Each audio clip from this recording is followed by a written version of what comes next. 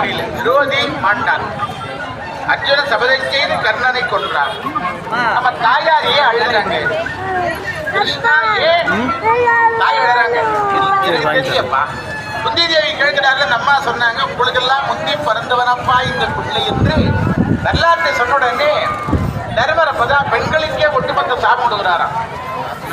ரகசியத்தை மறைத்து வைத்து உடன்பிறந்த சகோதரனை கொன்ற பாவிகளானோம். இனிமேல் பெண்கள் மனசுல ரகசியம் நிற்காமல் போகட்டும்.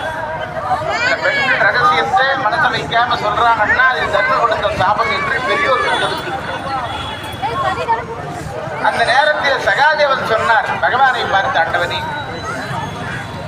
யாரை அழிக்க வேண்டும் என்று எண்ணுகிறாயோ அவங்க குடும்பத்தை ஆளையே தனித்து பிரித்து அவர்கள் மூலமாகவே அழிப்பது உனக்கு வழக்கமாயிட்டது.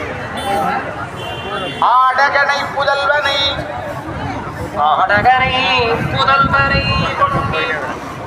அழிப்பித்தாய் இலங்கை நகர்க்கு அரசை வீடனை மகையாக்கி இலங்கனை